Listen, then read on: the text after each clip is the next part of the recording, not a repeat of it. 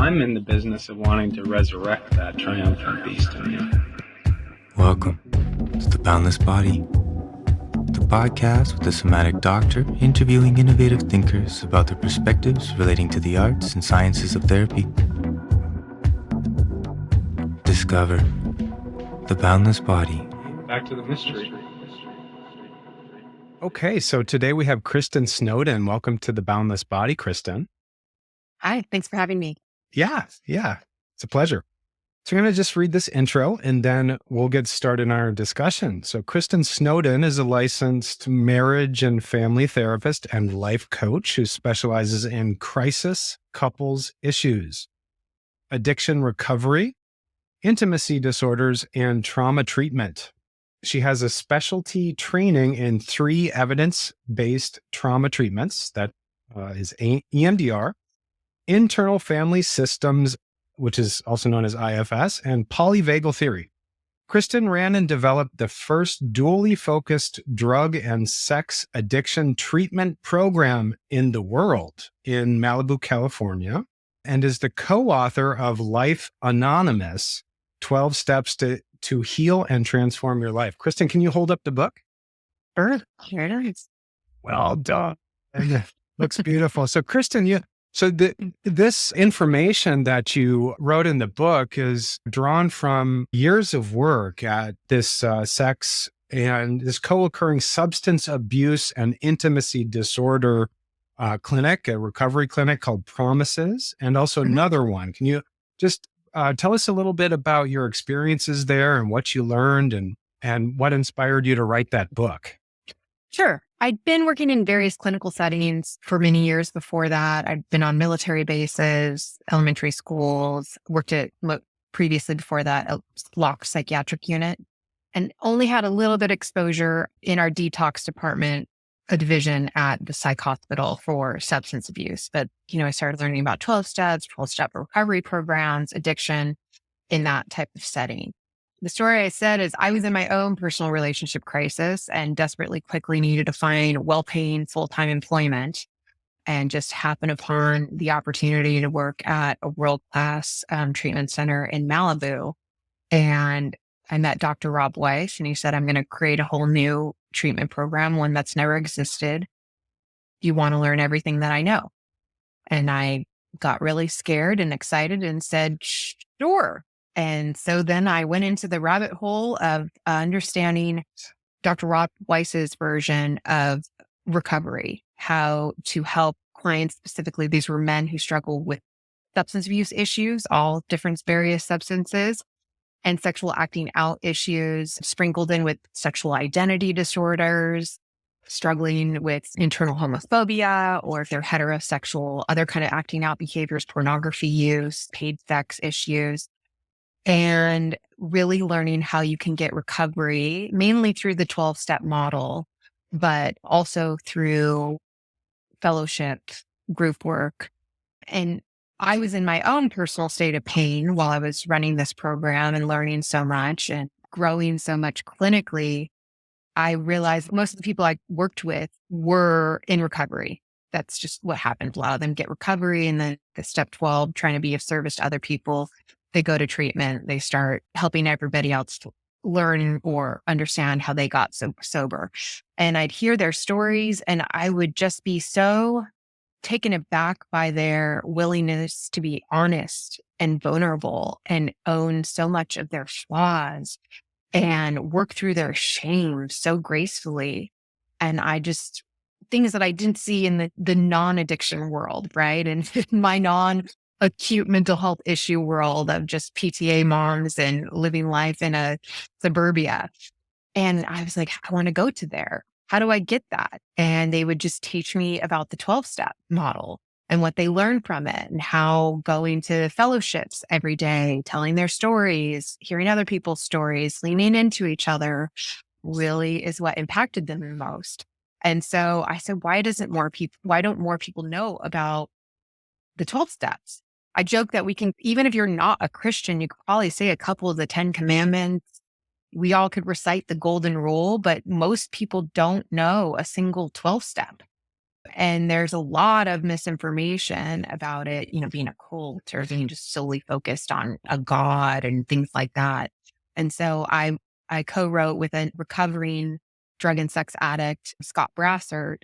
We wrote about how 12 steps can be applicable to anybody. It doesn't need to be like, oh, I'm struggling with alcohol and then I could benefit from the 12 steps. These are classic themes that can really help anybody stuck.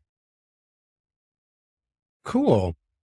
There was this classic book called The Artist's Way that it remains a kind of timeless classic. And I recall I read it like 20 years ago or something like that. And from what I can recall, it carries a similar message that recovery is a kind of universal thing, that there's universal principles that cut across cultures and people and whatnot. And that's one of the things that comes to mind when I hear just even the title, Life Anonymous. Hey, let's just, roll up the sleeves and do the work. Right. Yeah. As Russell Brand said in his way, we all will work a program of our own kind, whether it's we're intensely holding on to a spiritual practice, or we're overworking, or we're trying to exercise and look a certain way, or we're trying to outperform right? Like we'll all lean into some kind of like desire to control and move towards a specific program. It's just like, what if that doesn't work anymore? Here's another one to try. Yeah, we need structure. I mean, when chaos happens in life, and a lot of times substance abuse, precipitates chaos, infidelity precipitates chaos. We just need structure when that chaos comes up, when the emotions are really blasting, and it can be very disorganizing from a psychological standpoint and from a neurobiological standpoint, right? Chaos. So if chaos is happening and swirling about, we need structure. And I think 12 steps it's a really useful, viable structure to bring our chaos to. Yes. I mean, generally speaking, it's definitely worth everyone's time to learn what the general themes are. And let's also say, if it's a program like AA or so Alcoholics Anonymous, Narcotics Anonymous, as in any group, if you went into any church or any kind of school setting, there's going to be people who are really strong in the program and have a healthy relationship with it. And then there's going to be people who are just full of SHIT and don't run it, and they use it superficially whenever it suits them, or they use it as a blanket of excuses and rationalizations. The 12-step rooms that you walk into will be imperfect. But the general themes and the what they're asking you to do, what they're asking you to explore, the personality dialysis, the relational dialysis that they ask you to do, those can all be profound in your life if done right. Relational dialysis. That sounds quite interesting. Tell us a little bit more about relational dialysis. Right. It's the thing we never learn how to do in school. I always joke because my husband works in like wealth management, finance, and then I work in relationship crisis issues. And I'm like, hey, we should go on tour because no one ever teaches you healthy, like financial intelligence. This is what you do to invest and grow or meet these goals. And no one sits down and teaches you how to do emotions. When you have these emotions, these are the healthy ways of coping with them. When someone triggers something in you, this is a healthy way of communicating this information. Hey, this is the feedback loop system that you guys could move through. When you experience trauma, this is how you work through it so it doesn't bleed out into every other future relationship. So yes, relationship dialysis, that's just something along with internal dialysis we could all benefit from. We learn from role models or trial and error, and it can get so messy so fast. I see it every day. Yeah. So there's a term that gets thrown around quite a bit in the interpersonal neurobiology literature, and that is the term co-metabolism. I don't know that term. What is it? It's a term referring to metabolizing emotions, especially in a relational field. Oh, got it. So the general idea is that, in the caregiver and child, or caregiver and infant dyad, so you have this relational coupling. essentially the infant needs the food of experience. So we're using these metabolic and food images to as a metaphor to indicate experience, right? A child has an intense experience. Let's say it's anger. Let's say it's frustration. Let's say it's even joy. It's intense joy. Children have intense joy. It's bigger than human, one could say. And then they send that information over to the caregiver. The caregiver breaks it down, and there's specific neural structures in the brain that get lit up that sort of metabolize and break down that big emotion into bite-sized chunks, and then sends that back to the child via the relational field so that it's less overwhelming to them. And then that lights up neural structures in the child, and we can talk about the specific neural structures or not. I don't know if that's too complex for the listeners. But the general principle is one of co-metabolism. And what are we metabolizing? We're metabolizing the intensity of experience. Right. With like a bigger brain that can handle it and can filter it, with a smaller brain that needs it in more bite-sized pieces. Yeah, that smaller brain doesn't have the neural tissue to be able to regulate, its nervous system, regulate its biology. So they need some help with that. So there's a projective field. And Freud was talking about this stuff a long, long time ago. And now we just know that something is happening very specifically in the biology of the brain during this co-metabolism of emotion stuff. Now, what is the mechanism? We still don't know the mechanism. Like, how does it get over from me to you and you back to me? And there's all sorts of woogie concepts about what the mechanism is. Like, it's quantum effects, or there's waveforms and stuff like that. And we don't have the concrete science to prove what the mechanism is, but we definitely know what the results are, which is very specific changes in very specific regions of the brain. I always joke with my clients, especially in couples counseling, that we have superpowers. I can walk into a room and flail my arms and use really loud sounds and even slam books on the desk. And my upregulated body, my stress hormones, my heart rate will suddenly match yours. I can use my powers for good or evil. And then conversely, I can walk into a room and just say, okay, we're going to talk about this very slowly and carefully and break it down in bite-sized pieces, as you just said. And also my stress hormones and heart rate will start matching yours.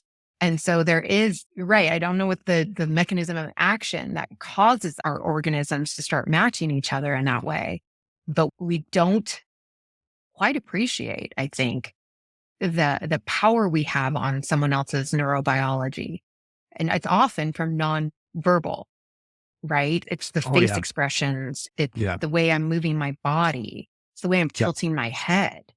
There's vocal so prosody, much there. The tone of voice, the cadence, the rhythm, the intensity, all this qualitative stuff that science doesn't do a great job of measuring and accounting for, but it's intuitive, right? I mean, somebody walks into the room and they're bouncing off the walls. It's contagious. I mean, it's intuitive. That's what happens, right? It is intuitive, but I always say, again, for my adult couples and definitely obviously for addicts who still have the mental development of a young child, right? You still have to break things down to them in bite-sized pieces because they don't quite have the emotional intelligence that they need to get through, and they definitely don't choose healthy coping skills to manage these feelings, is that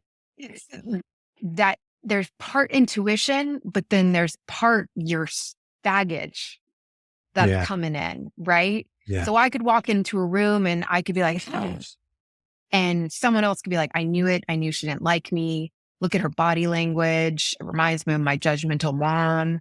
But I could just be in my head, like, it hurt my back when I sat in the seat. And that's why, and I'm so upset that I can't go running today and I'm getting so old and I'm in a shame spiral around that. That's why I made that. Right. So it is intuitive in a very single faceted way. And I definitely need to remind myself something's off. Yeah. But then what we do is we assign so much of our stuff what that initial intuition is telling us. And that's where relationships get so messed up. Yeah, because you could be running that intensity And your facial gestures, your body movements could put me into a place where I'm attributing all sorts of meanings about it. And that comes from my personal history. And then I get locked into the noise of my own meaning making. And it's not even about you anymore. It's about my history. It's about the noise of my suffering and my history and maybe my trauma.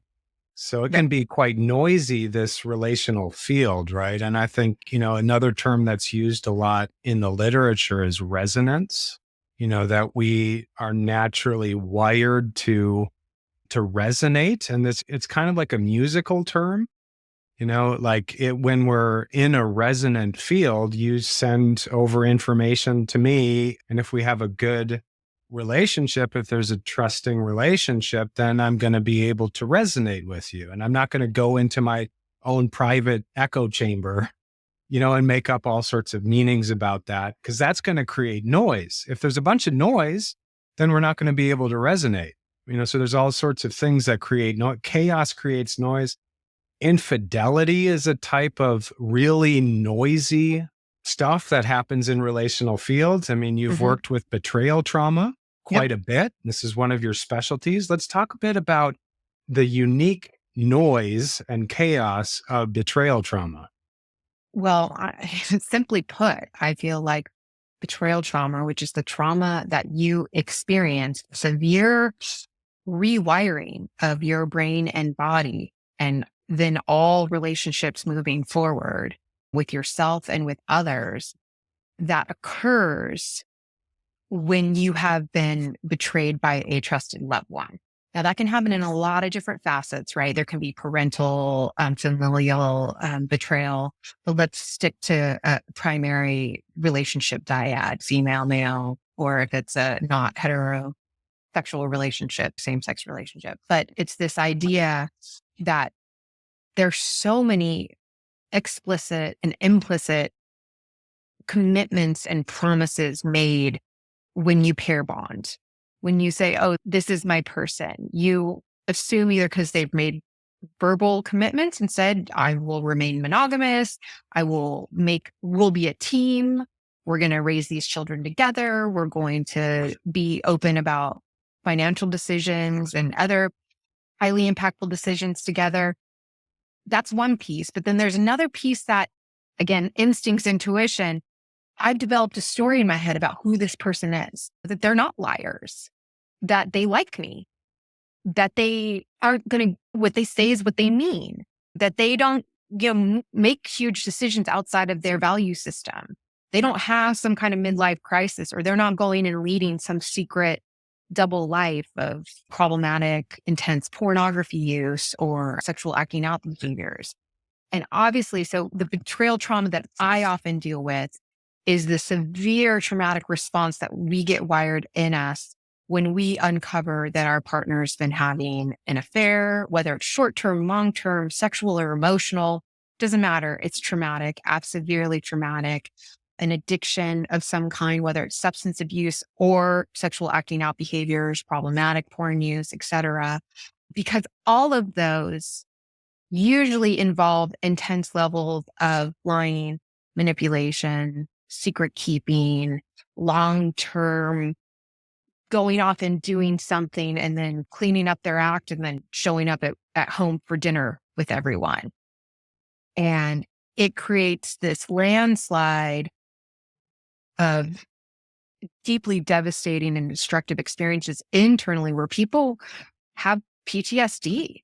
Let's say even if the person comes home and says, okay, I'm abstaining from substances, or I'm never going to see that person again, the symptoms don't go away.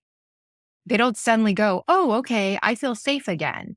Because it's already been wired into their brain that the person who apparently loves me the most, who I've made myself most exposed to, most vulnerable to in life, has exploited that trust and vulnerability. And I feel zero safety in knowing that it's not going to happen again.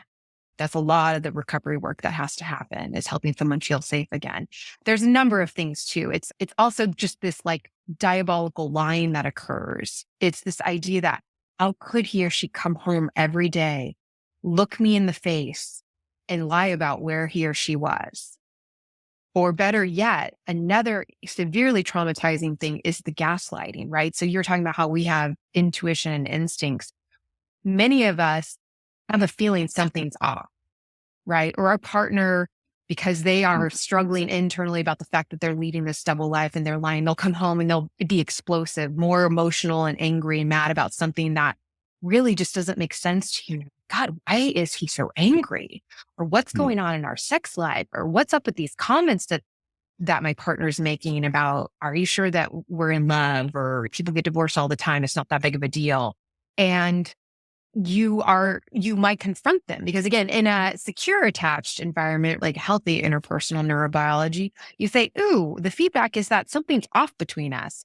I'm going to confront you and say, hey, we need to talk. This isn't good. Something's wrong. And then gaslighting is when someone comes around and says, your reality is wrong. You're crazy for thinking something's wrong. You're the problem, not me. Maybe you go to counseling. We don't need to go to counseling. Maybe you need to deal with the fact that you just become a nagging, miserable person. And maybe that's why we have problems.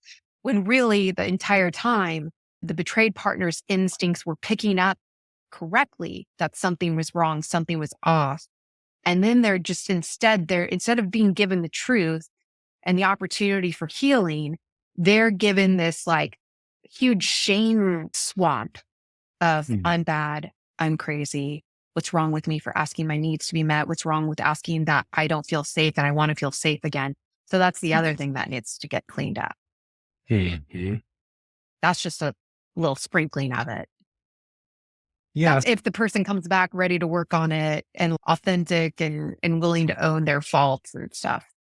So Yeah, I'm seeing the shame thing and the gaslighting thing as a kind of rebound effect, because in a healthy neurobiology interpersonal flow, there's a circularity, there's a give and take. okay. And I'm seeing it as a kind of rebound effect where the intuition of the betrayed is like, something's going on here. And then a message gets sent over to the betrayer. Hey, what's going on? I'm afraid, and stuff like that. And then it gets aggressively bounced back into this shame thing that increases all sorts of noise. Yeah. Like, Coming back to you're bad. You're bad. You get off my trail. Yeah, absolutely. And I appreciate you saying that because I've been working in this field of, again, there's so much lying and long-term lying. Everyone's feel like, oh, the addict's a sociopath. The addict's a narcissist. And I'm just like, no, they just have really fragile egos. And I'm not making excuses. What they've done is horrible and wrong. But I'm just helping you understand that the idea of a narcissist or a sociopath is that they can't change, that they're stuck in this state forever. But really what it is they're so fragile ego, their ability to handle anything uncomfortable is so minuscule that if you were to confront them about where were you came home late, or are you sure you're not having an affair because you're acting really weird, they have to vomit it quickly back on you. And you're right. It ends up looking like, I'm not bad. You're a horrible wife or husband, or you're the one that's wrong in gaslighting and I shame slime you because you're right. I don't have the ego strength to say, wow, this might be impacting my partner. Maybe I should think about stopping this behavior. What if I told them the truth? Gosh, how would we begin to heal? That's all just higher level emotional intelligence they just don't have. Yeah, I'm thinking about resentment as being, I like to say to my couples clients that resentment is the poison of relationship.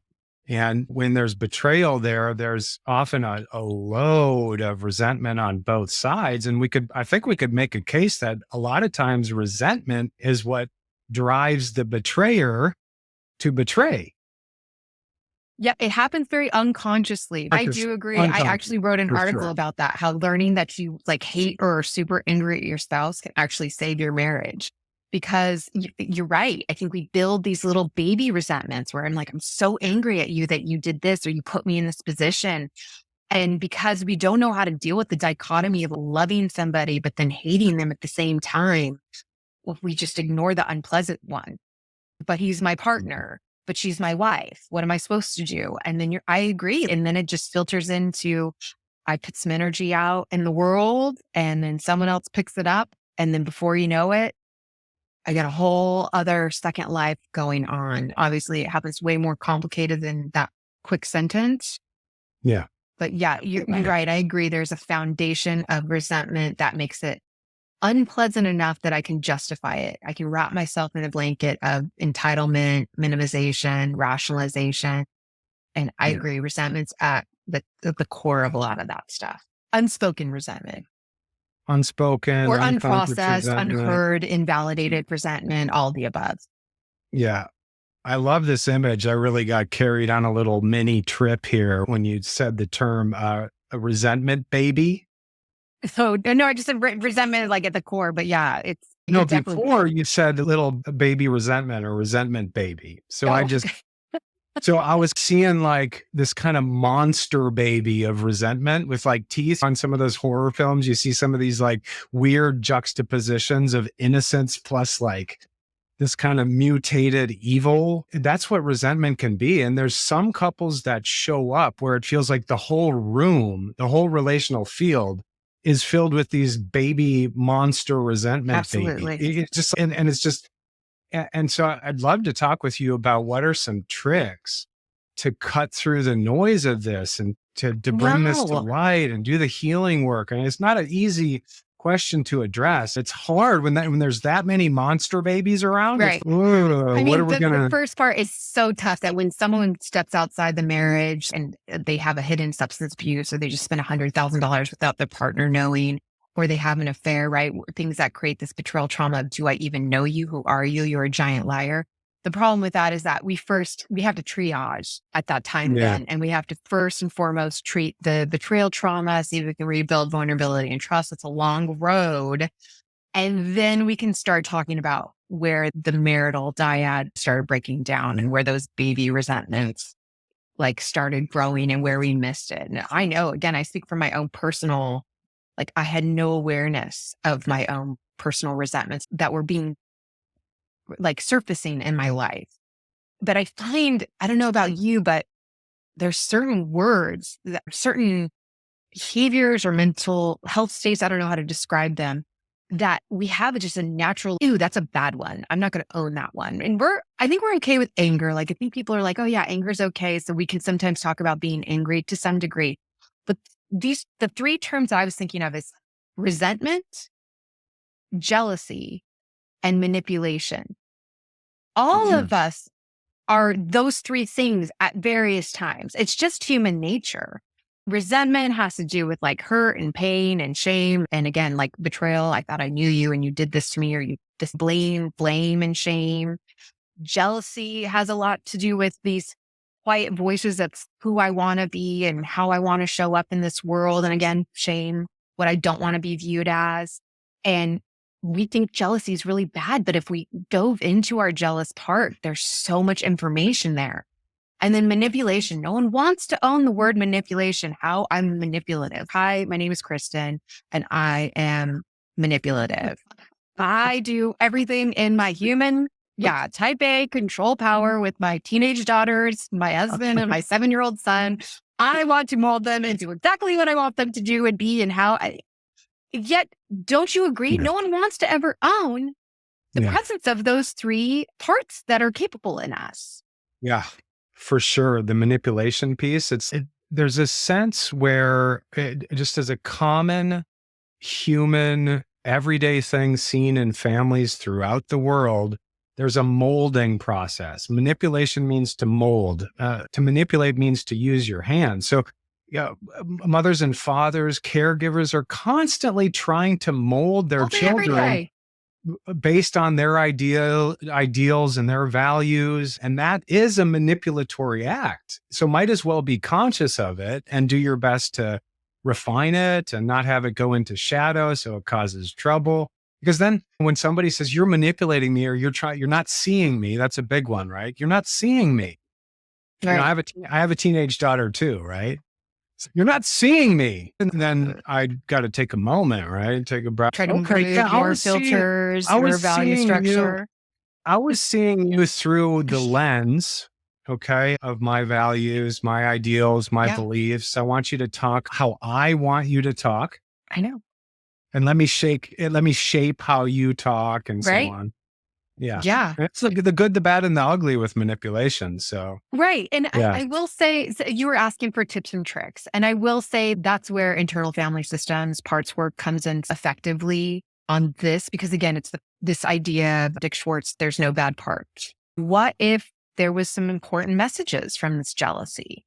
What if there was important messages from the resentment? And I do think I get a little bit more willingness in a couple's work when we're talking about resentment. If I said, what if we can grow from you figuring out what your resentments are? What if we gave that part of you that was resentful permission to just like, fire it off? Fire it off. Because I bet some of it's about you getting upset at yourself. Some of it is you being disappointed about how he's shown up. But these are just opportunities for healing, right? These are just opportunities for saying, help me help you, or hear me or invalidate me. So any of these bad parts that are so important to explore because they are very uncomfortable. They're all, in my opinion, when they are in the not good states, when they are resentment is present and just on fire and you're not exploring the real messages underneath it, or jealousy or manipulation. Those are all the things that we use to not be vulnerable, to withdraw our willingness to be vulnerable, to judge ourselves, to be like, gross, I can't believe you're so manipulative or so jealous, Kristin. That's disgusting. You're a bad person. And then same thing with other people. It creates their connection obstacles, their intimacy obstacles. When really if you take the time to explore the wounded child, as you're saying, the shadow stuff going on underneath all of it, it's a deeper part of you that's in pain, that wants love, that wants validation, that wants support. So why wouldn't it be a greater growing opportunity for you and your partner? But we don't learn that. So no one teaches that. And it's a tragedy.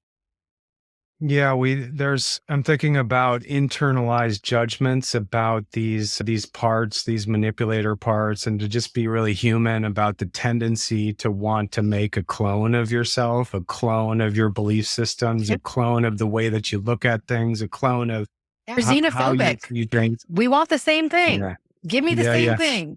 Yeah. Yep. And then there can be all these internalized judgments about, okay, manipulation, that's bad.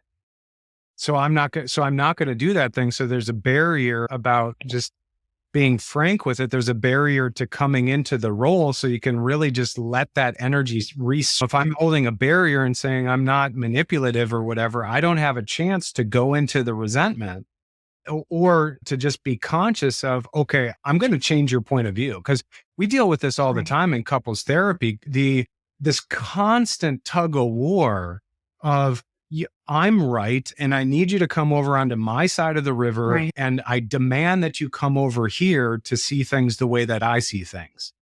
And so here I am, I'm holding a barrier up against resentment and manipulation when it's much more, it frees things up a lot more coming out of this tug of war battle for me to just go,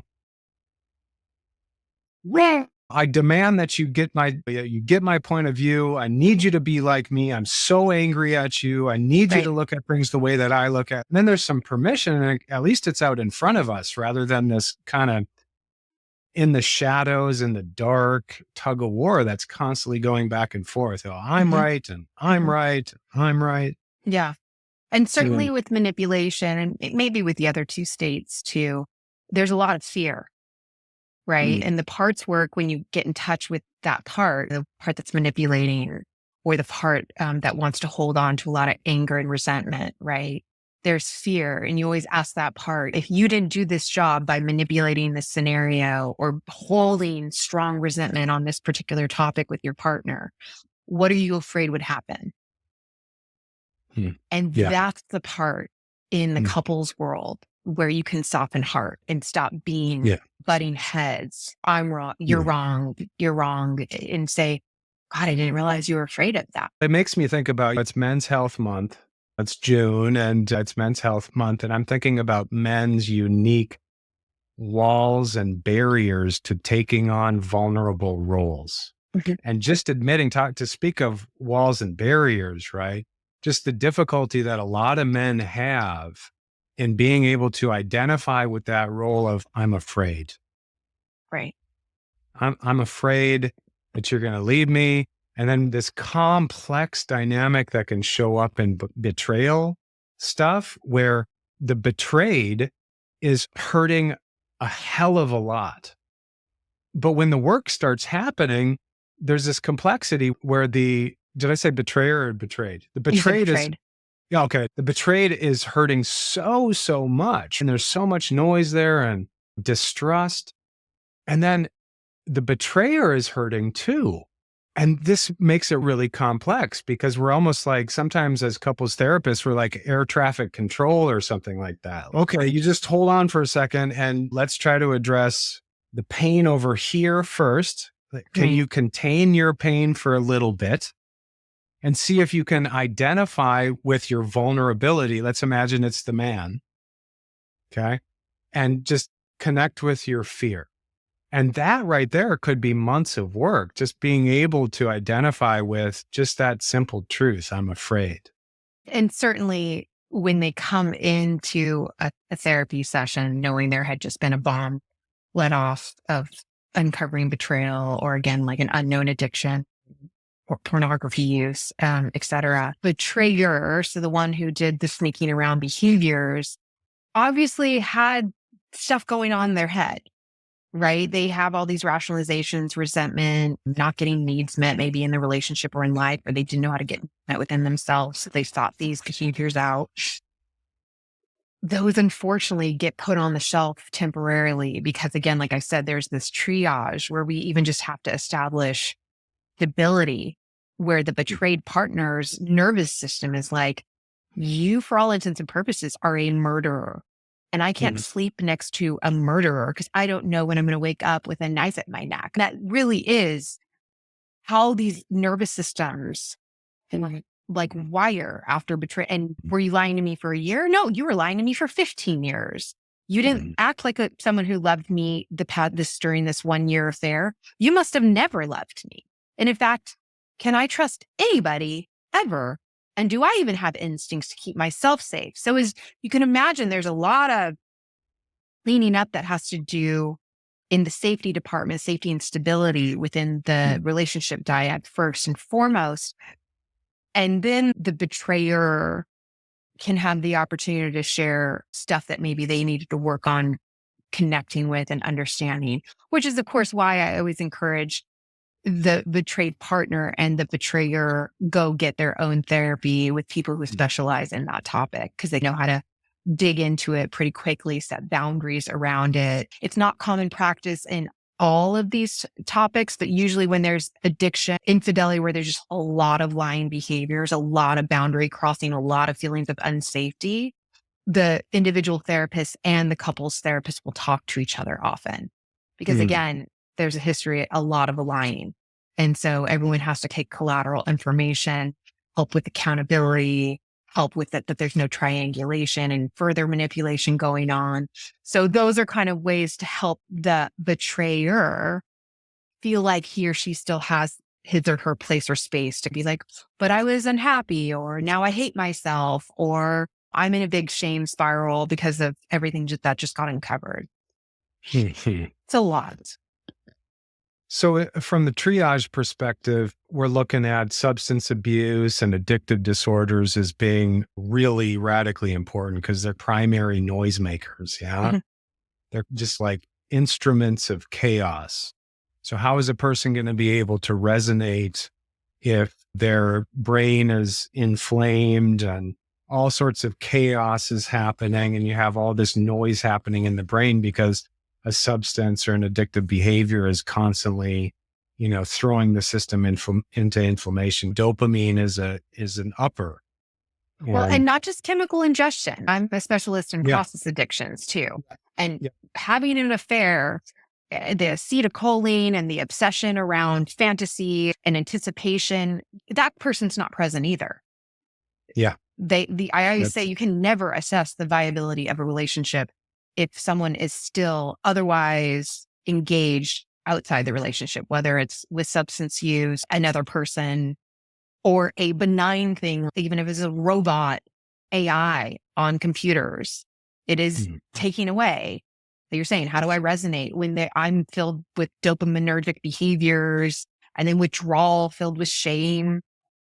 Mm. I'm not me. I can't even assess anything at that time. Yeah. So some biggies for men in terms of process addiction, porn is a biggie. Huge. Yep. What else do you see in your work with men in terms of process addictions? I do see some gambling, not extreme. I will say this whole DraftKings fantasy football thing has legitimized like regular gambling and brought it into what was just a benign recreational sport, and excitedly like rooting for your team has now turned into this more intense model of gambling and rewards and all that kind of stuff. Do I think it's terrible? No, I always say when people are trying to decide if something's healthy or unhealthy, ask like two basic questions. Is this behavior aligned with my values and goals? And so if it's stopping me from putting retirement money away or stopping me from paying the bills, then no, it's not aligned with your values and goals. And then the second question I always ask people to ask is, do I have to lie and manipulate to make this behavior happen? So are you being open and honest about how much money you're spending, how much time you're putting into this? It's the same thing with pornography. It is not my job to establish for you what is a good and healthy sexual behavior or not. But if it's causing harm in your primary relationship, if you're hiding and you're sneaking around, if you walk away, you meant to do 20 minutes of pornography and all of a sudden you walk away and it's been 2.5 hours. The problem too with pornography use is it rarely stays at the intensity and level that you start at. So the problem is that you start with, let's say, vanilla porn for 30 minutes. You use it to, to service yourself and move on. Our nervous system, and again, the dopamine like reward center and the learning center, it gets tired and it doesn't do it enough. We're involving a super stimulant. So it drains us in the same way that, not exactly, but similar, why with a certain amount of heroin that I used to use doesn't get me as high anymore. And so I have to use more heroin, or I start with oxys and then oxys don't get me high anymore, or a couple beers didn't work anymore. And now I have to drink a pint of tequila. We have to always up it because the dopamine reward centers aren't getting fed like they were before. And so it ups the intensity level. And then what kind of pornography are you viewing? Are you breaking laws to watch certain types of pornography, et cetera? And that's where those kind of problems come in. But yeah, so process addiction wise, I see some gambling, overworking. That becomes a huge issue, especially as we can walk around. And then our phones and social media. Yeah. Usually it's in a form of acting out. I find a lot of, maybe again, if I crudely say, maybe a penis isn't going into a vagina, but like partners find their husbands or wives are talking to their 8th grade boyfriend or girlfriend, and they're getting nostalgic and talking very intimately in a hidden way. And that's extremely hurtful that they found on social media because they were having a moment of needing to get high on being validated. So I see that a lot. Yeah. Emotional cheating, right? Yeah. That's a term for that, right? Where there's just this almost a drain in like a basin or a drain or a kind of, I don't know, a hole in the relational sphere. If we think about the relational field as it's a container, right? It's like punching a hole in the container and the energy drains in that direction towards the object of interest. Yeah. And then the person who's betrayed, the person is, okay, where's that? And they often have this intuition, as we were talking about before. Hey, there's a hole in here. The energy's going somewhere else. And okay, it might be going towards work, which is often the case here in Silicon Valley, right? Guys just workaholics. It's intense up there. Yeah. Yeah. I had a guy that said this. He said, I came into therapy, he said, I really want to be in a relationship, but really what I want is somebody that I can connect with for about 2 hours on a Sunday. So that I can get my exercise, so that I can also get my exercise needs met, so that we can go on a hike and I can couple the relationship with my needs for exercise. And which is wild. So, okay, a relationship looks like 2 hours a week while I'm getting my exercise. Yeah. We are struggling with vulnerability.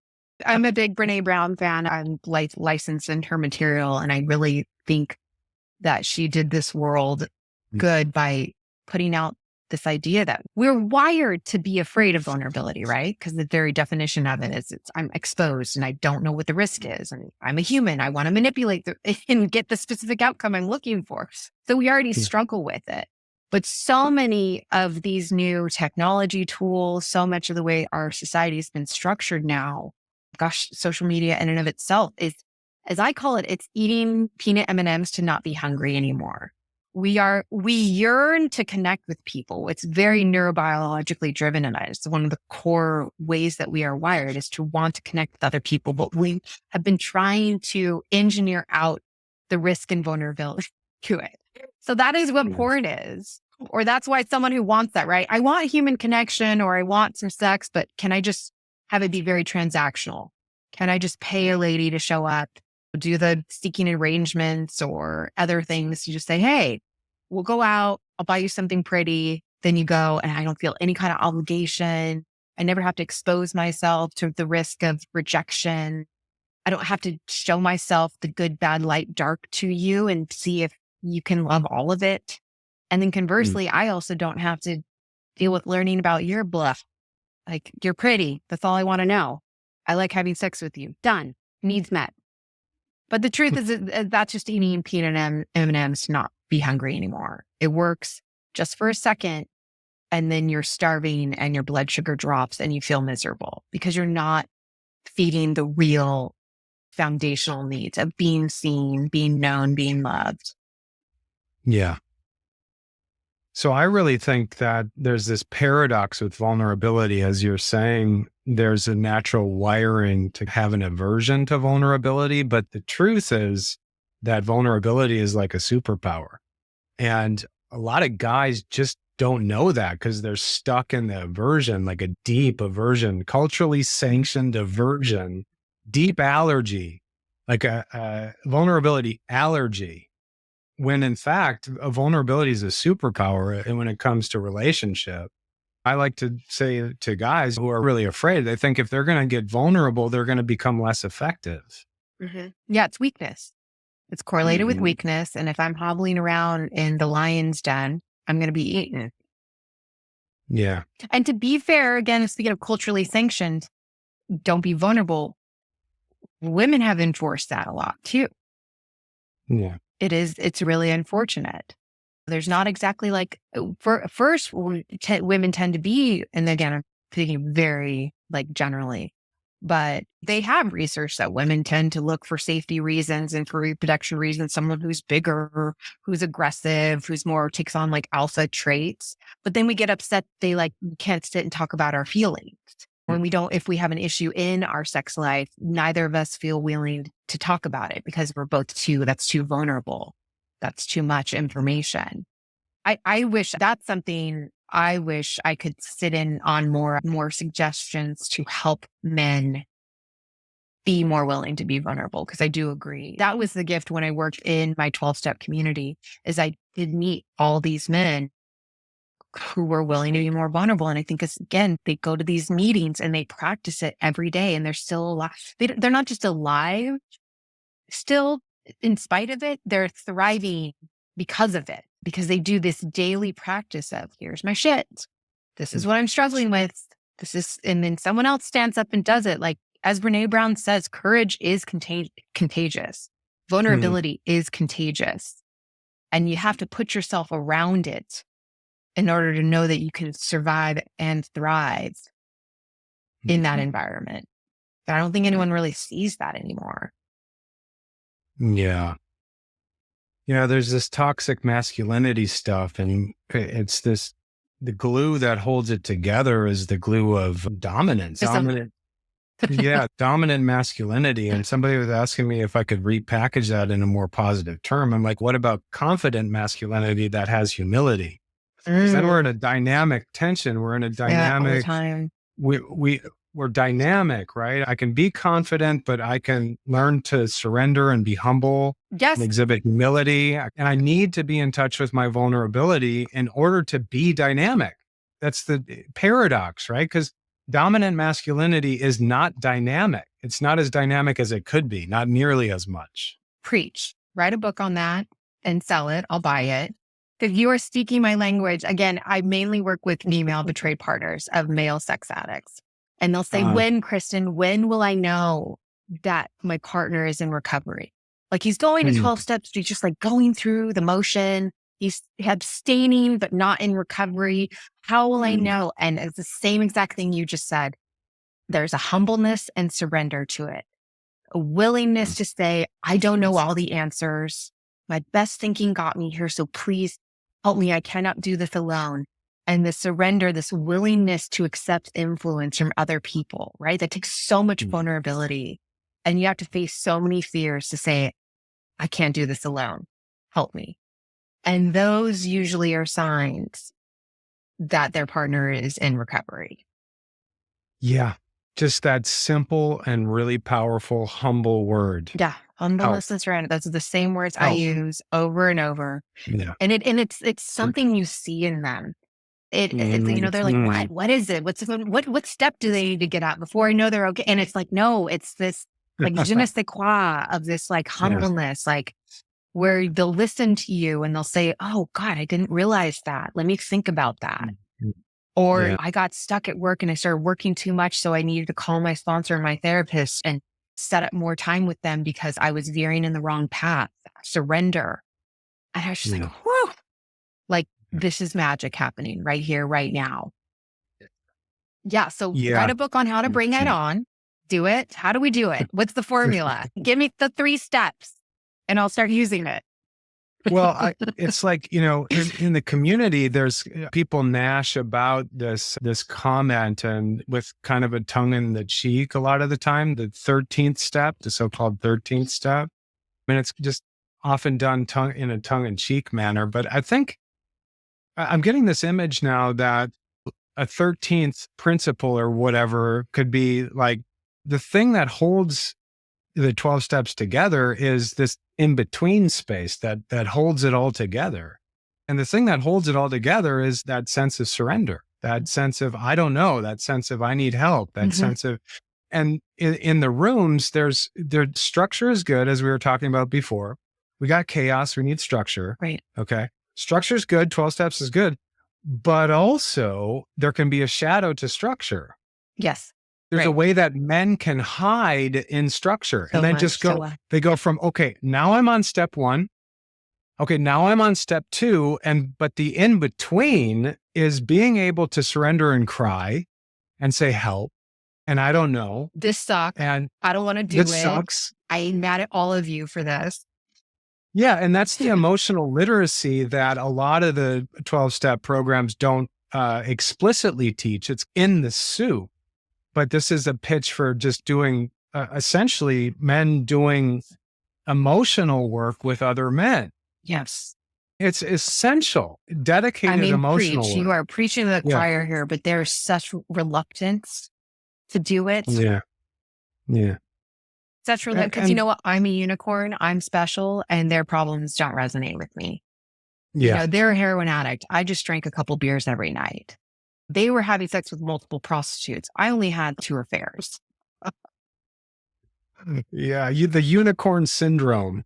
Right? And it's just, there's such a lack of willingness.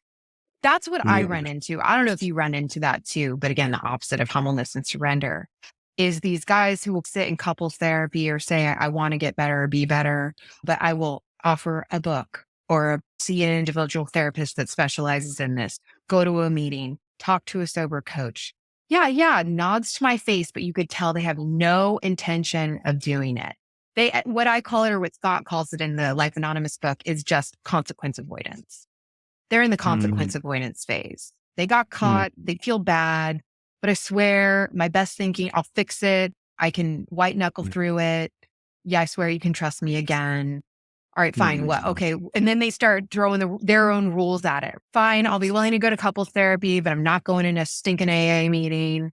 fine, I'll talk to the sober coach one, but he doesn't get me. He just doesn't understand. Those suck my soul dry. I'll be honest. I have a hard time. Yeah.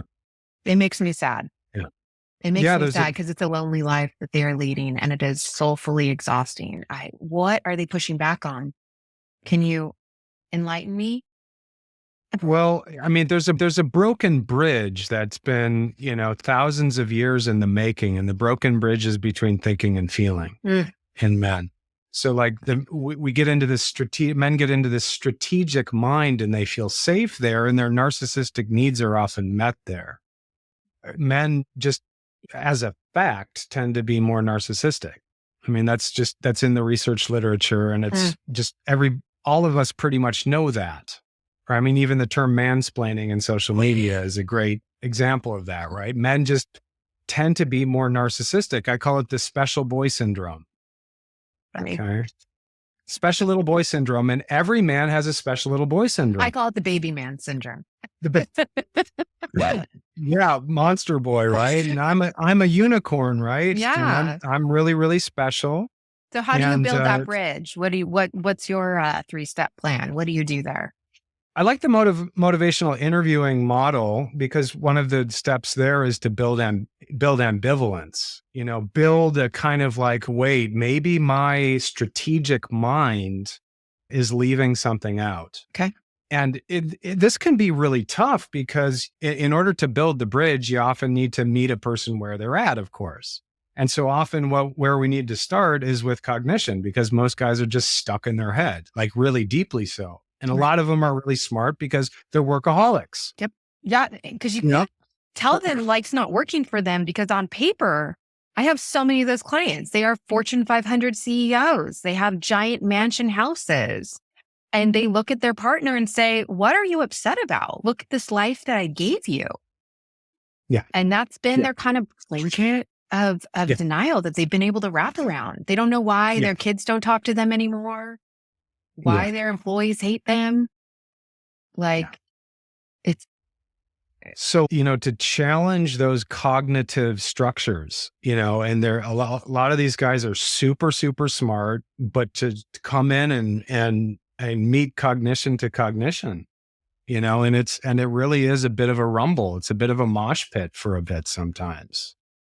I got to be able to, and not only that, it's like most guys are coated in Teflon. So like step one, meet them in this sort of cognitive tug of war and build some value, or not value at first. It's mainly just holding up a mirror to the logical gap and the logical failings. The distortions too, or just the incongruencies. That's what I was pointing out. Incongruencies, cognitive distortions. Yeah, exactly. That whole rumble. And that's generally going to build ambivalence, hopefully over time. But then we'd have to put in, a step 2 or related to step 1, which would be a kind of Teflon stripping moment. Because most guys are coated in Teflon. They just, I can't, I know you know what I'm talking about. Yes, I'm like saying in my head, thank you for saying that out loud. I'm not allowed to say because I'm a woman, but thank you. Because I'm just like, coated in Teflon. It's something about the special little boy.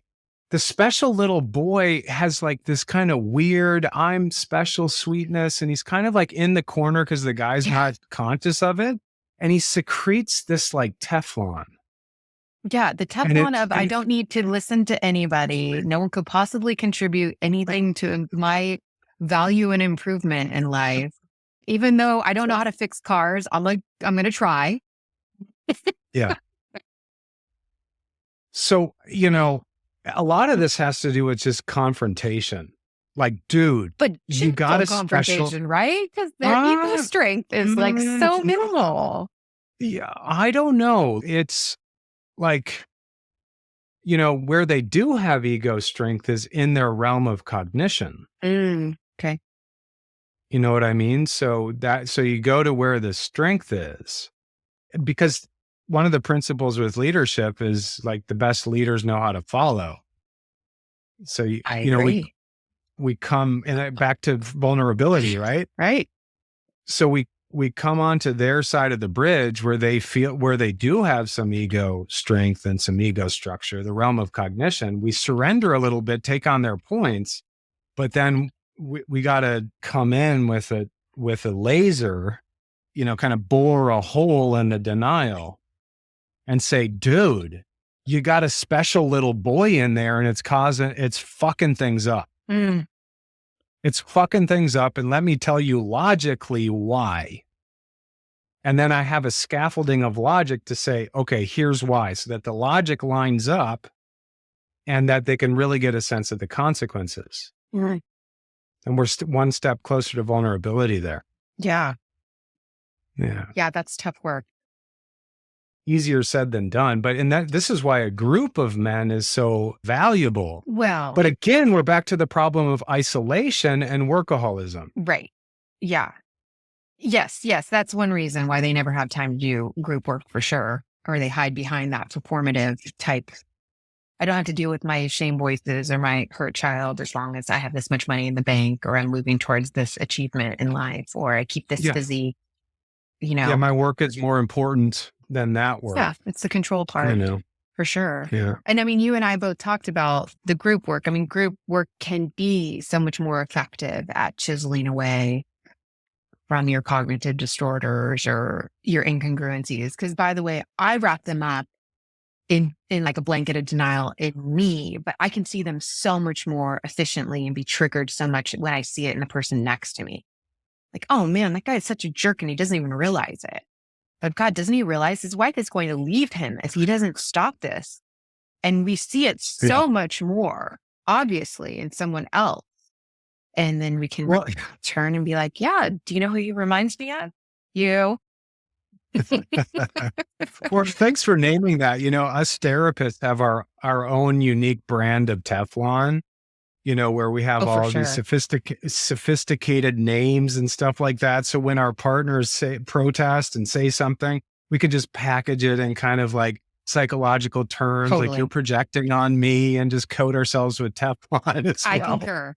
It's my superpower. It's my benefit from doing such deep human dark work. It's my trophy that I get to carry around all the time. Yeah.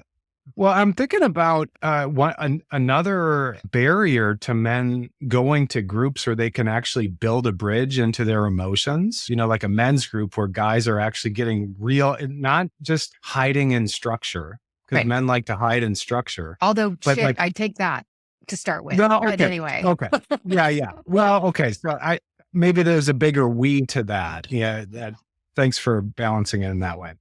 Yes. There's safety and structure, but then sometimes that becomes a barrier to creating the real bridge into emotion. So I'm thinking one of the bridge killers, a primary bridge killer actually, is internalized homophobia.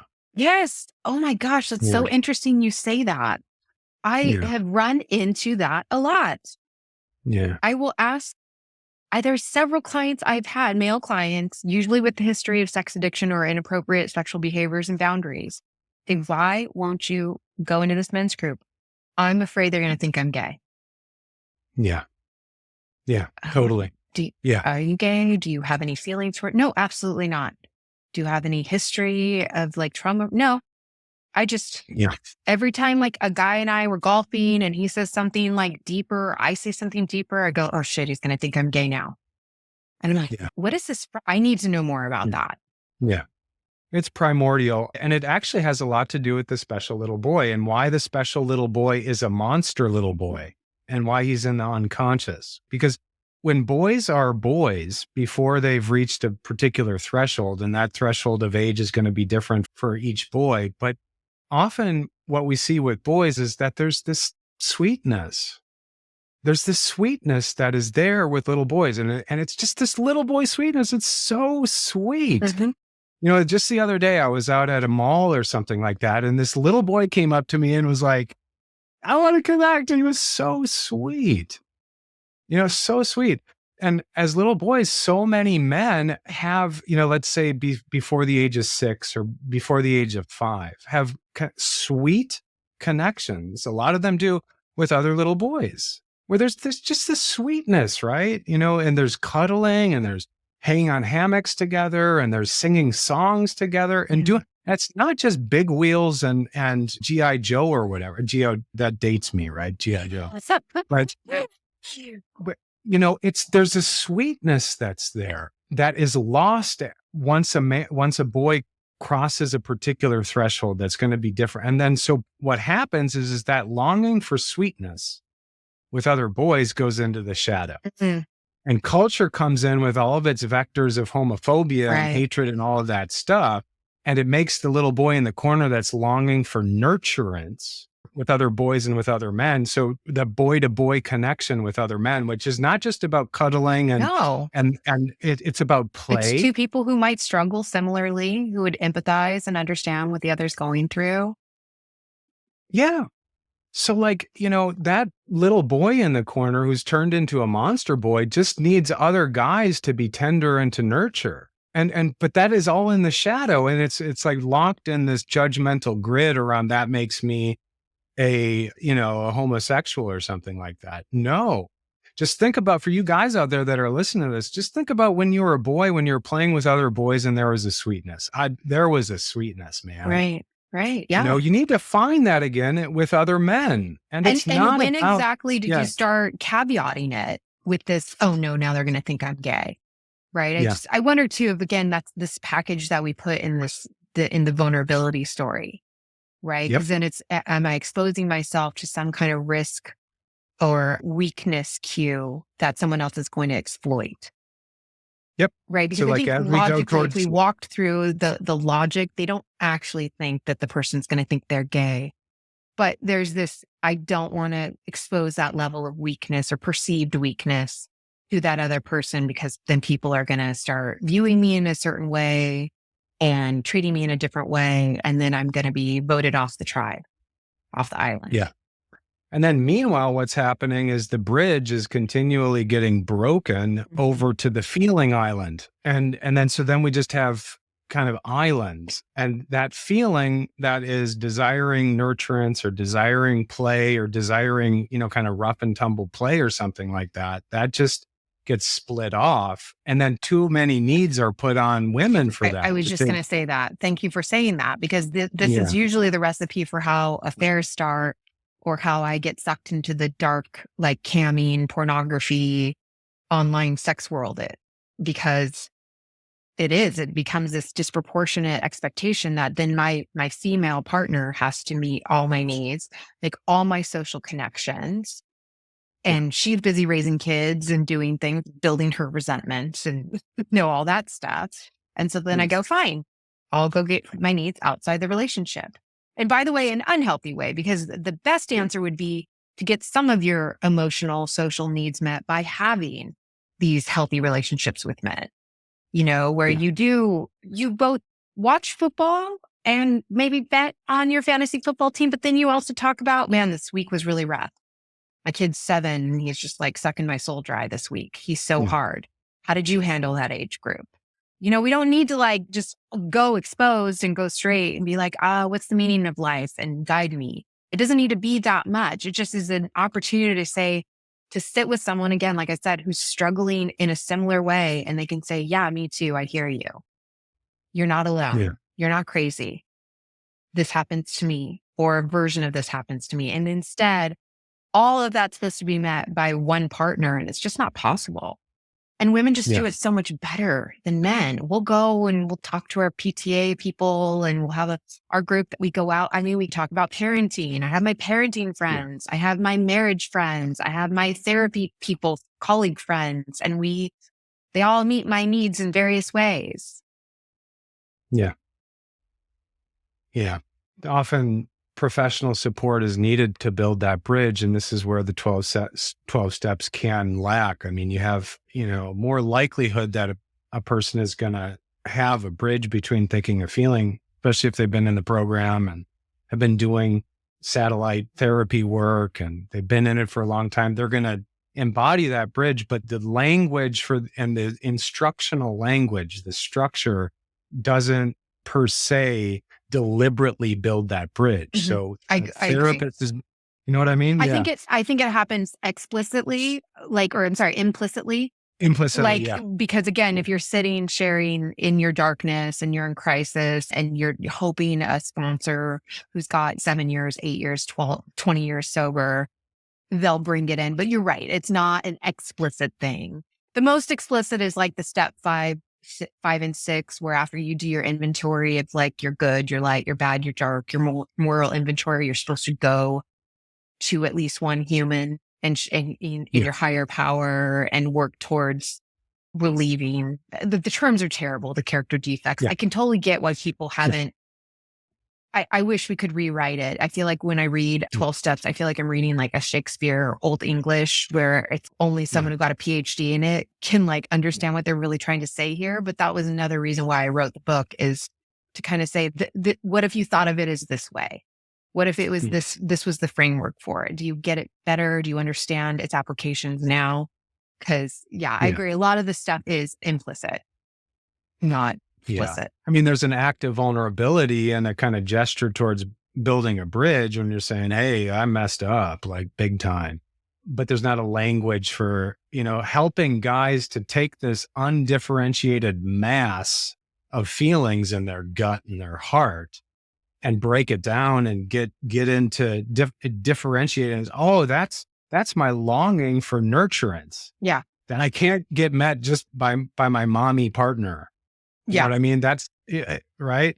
And there's my rage. I'm really pissed off. Right. And I'm afraid. And then the gray mass in the gut and the heart starts to differentiate into colorful forms. And there's my emotions. And really at this stage, usually by the time a man is acting out with process addictions and everything, that gray mass it's caused a huge amount of problems, and they need help. They just need support. They need somebody in there saying, that's not gray right there. That's red.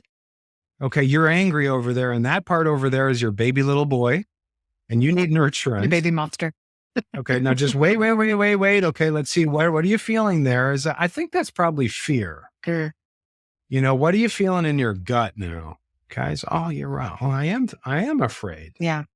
So that's not just a gray mass. That's fear. That's like, okay, that I can get that. I can feel now I can communicate that, and I can try to get that need met elsewhere than just my primary relationship, right? To get my fears held and all that stuff. And then over time in men's groups, what you see as guys start to differentiate this undifferentiated mass, you see this wonderful sweetness come back online. After we've deconstructed the homophobic thing together, then we have this sweetness that we had when we were little boys available to us. Yeah. And we're good, and it's just so amazing. And then we can play and be light and, and be pissed off when we're pissed off and all that stuff. And it's really an underutilized thing. It's men's groups really, emotionally literate men's groups are very, very important. I agree. 100%. I agree with everything that you're saying. I wish there were more. I think my female betrayed partners wish their partners would use it. It cuts, like I said, it cuts through a lot of the defense mechanisms, and it's way more efficient time-wise. I always tell men too, I'm like, if it's a money and time problem, then just do a men's group, because that'll happen faster and cheaper. But nope. Push back. Not going to do it. Yeah. So hopefully you guys out there that are in Silicon Valley, I got a men's group, starting in the fall. So, come my way. And I just wanted to, Kristin, I wanted to ask you one more thing. You got time for one more little discussion thread? Okay. I was curious. We were talking about these process addictions, porn being pretty high up at the top. And you do this internal family systems work as well. I'm just wondering if have you done any work to locate a specific role structure for this kind of creature, that's this kind of porn-seeking creature? Have you been able to find a specific role structure? Or could you offer us an image for this word that wants to just, go out there and do this thing? There is one thing that I remember. Dr. Pat Carnes, who is known as like the father of sex addiction, he brought legitimacy to the sex addiction world before people were just like, it's not real. This is a made up problem. But what he had in the exercises for CSATs for being a certified sex addiction therapist through his program is he had this thing called the Mirror of Erised. It was a Harry Potter reference. I don't know if you remember Harry Potter, but the Mirror of Erised, it's desire backward. And it's the idea that whatever the mirror will see what you most desire and give it to you, like by just seeking your soul out. And he would have you list like 10 of your most intense sexual desires, because we can kind of like through the window of your sexual fantasies and desires, get probably most efficiently and directly into your like wounded child shadow, right? Not getting enough love, not getting enough attention, not being enough of something. And so in that respect, when someone's telling me about under what circumstances they're using pornography, so not only when are you using pornography, but what are you not doing instead of like pornography? So how are you using it as escapism? What kind of pornography are you viewing? That's all information to me. I want to know. When you also have to respect the fact that there is a neurobiological wiring that's happening here around. I'm sure you've heard working in interpersonal neurobiology that this concept of like super stimulants, that in the animal kingdom, there's a story about a butterfly where these big, beautiful butterflies kind of use each other's wings to attract mates. And the scientists or biologists, whatever, were like, what if we made our own like super mega butterfly? What would happen? And what actually happened shocked them is that instead of actually mating, right, which is what the survival reproductive drive in us should be asking us to do, instead, the males were moving towards this super fake stimulant because it just, I don't know, I guess it just attracted them more. They were drawn to it more. And that to me is what pornography is. It's very transactional. I want to get this specific need met, or I want to escape this, or I avoid or numb out to this. I have 30 minutes. I want to get high on figuring out how I'm going to search it out, what I'm going to search out. I get to do it on my terms with no vulnerability. There's a beginning, middle, and end, kind of like the story you were telling about the guy who just wanted someone for a 2-hour hike. And that's the only compatibility interaction he had space and emotional time for. And so all of these things are things that I explore to find out what really is going on inside them. What kind of needs aren't being met? What kind of wounded parts of them are being heard or seen? How is this working for them? How is it not working for them? Did that answer your question? For sure. What's that mirror called again? Oh, the Mirror of Erised. It's desires spelled backward. And it's an exercise for sex addicts to kind of say, like, let's look at these top 10, just write out 10 of your fantasies. And by the way, some of them can be just even, I've always wanted to buy a house on the beach. So a few of them can be non-sexual. Sure. But, and you can take it and look and go, gosh, it looks like this theme keeps popping up for you. And we all want to be like, oh, it's just sex. Like men are sexual. This is what we do. But really, we can see there's so much more meaning that can come from it, right? For pornography, well, I like the porn. That's why I go watch it. But I always ask, what are you not doing when you're viewing the porn? Yeah. Well, I'm not doing work. Well, what's going on? Well, my boss is a pain in the butt and I don't want to deal with that. Or I'm not with the family and kids. Or, right? Like, I can't answer those questions, but those are all questions I ask. Yeah. The super stimulant thing reminds me of the orchid and the wasp. Have you heard about the orchid and the wasp? So orchids have over evolutionary time, they've developed the same pheromone structure as a female wasp. So they emit pheromones so that the male wasps will basically come and have sex with it. And so they trick male wasps into, and it's not just the pheromone structure, like the smell formation and all that, the chemical formations, it's the morphology of the flower itself. And they essentially trick male wasps into having sex and getting the pollen all over them. So right, for the reproduction. Yeah. For reproduction. Yeah, right? For their own survival. So it's a trick, right? It's a trick. It is. And that's what a lot of this is at this core of like all marketers, all inventors, all pornography creators know We have core wiring in us. There's two big things: to not die, I guess that's a couple things: to run away from pain, run towards pleasure, to not die, and to be a part of a tribe, to feel like we have a sense of belonging. And you look at every version of marketing, all social media, it is all wired around manipulating you and exploiting those basic desires in you. And so when someone comes into my office with a relational problem related to social media, pornography use, suicidality, I go, okay, what of these things are we struggling with? These are some really core problems that we can explore. Obviously, yes, trauma. Obviously, yes, shame. But again, it's this survival mechanisms, running away from pain, running towards pleasure, and this fear of, what if I'm not enough? What if I get voted off the island? What if they finally see me in a way that I've feared being viewed? And everything coated in their unique brands of Teflon. Right. Yeah, exactly. Right. Which would stop us from being able to answer all those questions. Totally. Yeah. Which is why therapy isn't done in one session. Yeah.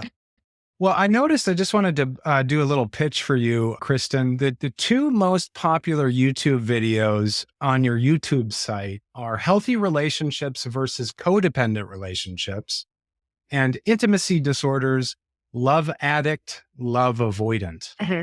So these are the ones that are the most popular. And these are topics that we've kind of woven in throughout our process here today, throughout our conversation today. But I just want to direct listeners to I have a lot those YouTube videos. I try to offer a lot of free resources because I get that we have a relationship crisis. Everything explodes. We want help.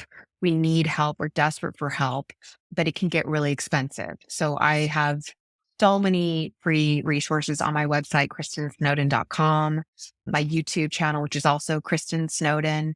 And I just kind of offer, from my 15 plus years of working in relational crises, just the most common things that come up, from addiction to infidelity, betrayal, trauma, healing, etc. It's yours. So check it out. Check it out. Well, Kristin, it's been great. It's been fun. Thank you so much. Thanks for having me. Yeah. See you another time. All right. Take care. Bye. Yep. Bye-bye. Thank you for listening to The Boundless Body with the Somatic Doctor. Please leave a comment, subscribe, and like us on social media. We're a swarm. We're a colony. We're a multiplicity. Until next time, be well.